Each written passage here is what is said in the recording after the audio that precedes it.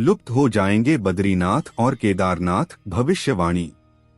दोस्तों, बद्रीनाथ और केदारनाथ को लेकर क्या भविष्यवाणी की गई है, क्या सच में ऐसा ही होगा, जानते हैं इस वीडियो में। भविष्य में गंगा नदी पुनः स्वर्ग चली जाएगी, फिर गंगा किनारे बसे तीर्थस्थलों का कोई महत्व नहीं रहेगा, वे नाम मात्र के तीर्थ स्थल होंगे।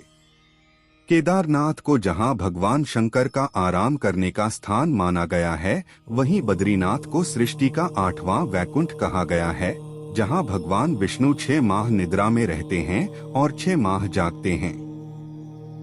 बद्रीनाथ धाम को जाने। पूरा देश गंगा का हत्यारा है। मान्यताओं के अनुसार जब गंगा नदी धरती पर अवतरित हुई तो यह 12 धाराओं में बंट गई।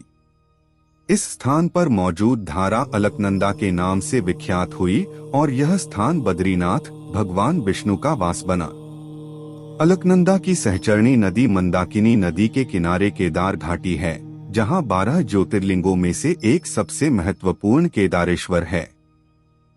यह संपूर्ण इलाका रुद्रप्रयाग जिले का हिस्सा है। रुद्रप्रयाग में भगवान रुद्र का अवतार हुआ था, लेकिन 12 धाराओं में से अब अलकनंदा और उसकी सहयोगी मंदाकिनी का ही अस्तित्व बचा हुआ है।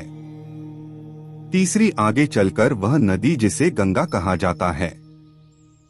लगातार हो रहे खनन, जंगल कटाई और नदी किनारे बढ़ रही जनसंख्या और धार्मिक क्रियाकांड के चलते जहां नदी का जलस्तर घटा है, वहीं ये नदियां प्रदूषित भी हो गई है।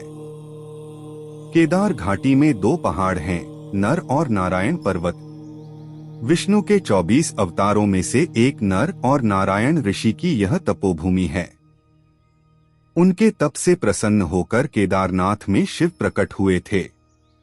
पुराणों अनुसार गंगा स्वर्ग की नदी है और इस नदी को किसी भी प्रकार से प्रदूषित करने और इसके स्वाभाविक रूप से छेड़खानी करने का परिणाम होगा संपूर्ण जम्बूखंड का विनाश और गंगा का पुनः स्वर्ग में चले जाना। वर्तमान में गंगा पूर्णतः प्रदूषित हो गई है और इसके जल की गुणवत्ता में भी परिवर्तन होने लगा है। हिंदुओं के अधिकतर तीर्थस्थल गंगा, यमुना, कृष्णा, गोदावरी, सिंधु, ब्रह्मपुत्र, कावेरी, नर्मदा आदि नदियों के किनारे स्थित हैं। भारत के लोगों ने जहां गंगा नदी को पूरी तरह से तबाह कर दिया है, वहीं सभी हिंदू तीर्थस्थलों पर व्यापारिक विकास और गंदगी के चलते बर्बाद कर दिया है। इस सब के चलते अब गंगा ने पुनः स्वर्ग में जाने की तैयारी कर ली है। पुराणों अनुसार भूकंप, जल प्रलय और सूखे के बाद गंगा लुप्त हो जाएगी और इसी गंगा की कथा के साथ जुड़ी है बद्रीनाथ और केदारनाथ तीर्थस्थल की रोचक कहानी।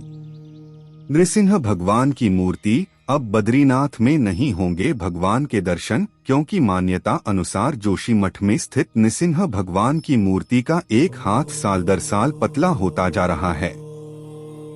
भविष्यवाणी माना जाता है कि जिस दिन नर और नारायण पर्वत आपस में मिल जाएंगे, बद्रीनाथ का मार्ग पूरी तरह बंद हो जाएगा। भक्त बद्रीनाथ के दर्शन नहीं कर पाएंगे।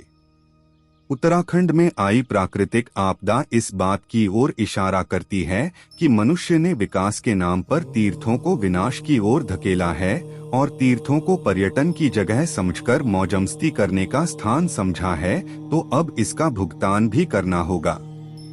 पुराणों अनुसार आने वाले कुछ वर्षों में वर्तमान बद्रीनाथ धाम और केदारेश्वर धाम लुप्त हो जाएंगे और वर्षों बाद भविष्य में भविष्य बद्री नामक नए तीर्थ का उद्गम होगा। अलकनंदा और मंदाकिनी इन दोनों नदियों का पवित्र संगम रुद्रप्रयाग में होता है और वहां से ये एक धारा बनकर पुनः देवप्रयाग में भागीरथी गंगा से संगम करती हैं।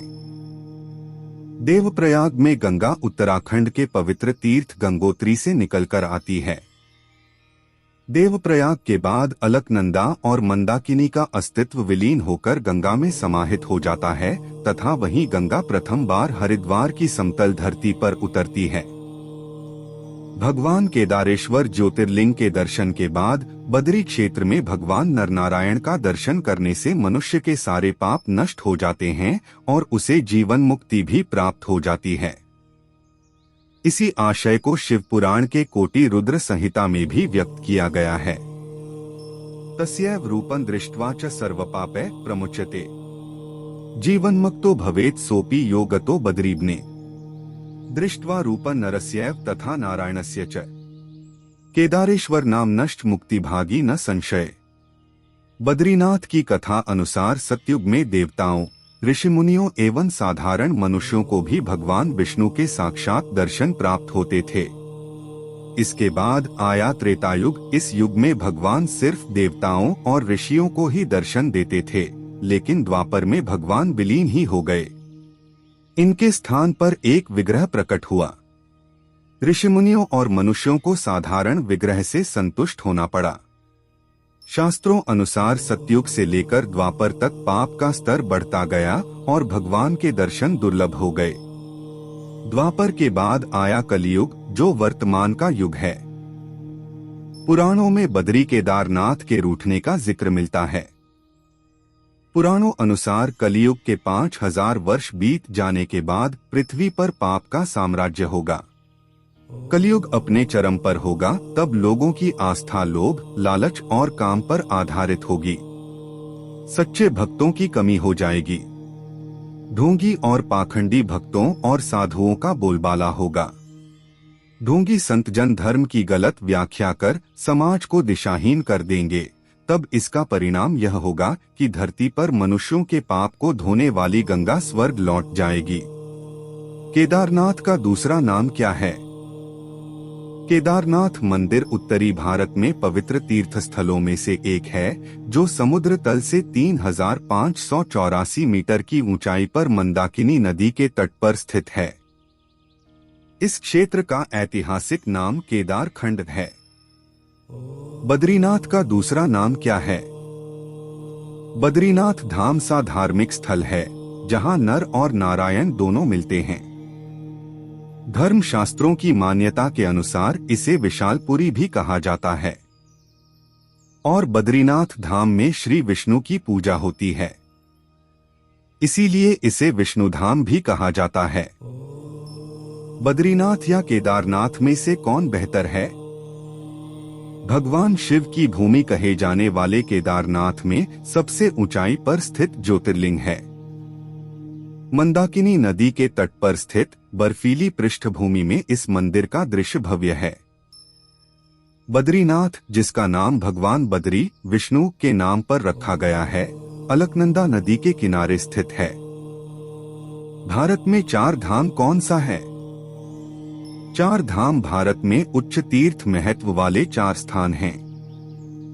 ये 4 स्थान हैं रामेश्वरम, जगन्नाथपुरी, बद्रीनाथ, केदारनाथ और द्वारका। आदि शंकराचार्य ने 4 धाम शब्द को 3 वैष्णवों, एक को शैव और अंतिम को मिश्रित अवस्था के रूप में परिभाषित किया। 4 धाम में कौन सा भगवान है? आदि शंकराचार्य 686 से 717 ईपू द्वारा परिभाषित 4 धाम में 4 हिंदू तीर्थ स्थल शामिल हैं। ये मुख्य धाम विष्णु के मंदिर हैं और रामेश्वरम शिव का मंदिर है। सभी धाम 4 युगों से संबंधित हैं। दोस्तों, यह वीडियो आपको कैसा लगा कमेंट में जरूर बताएं। वीडियो देखने के लिए धन्यवाद।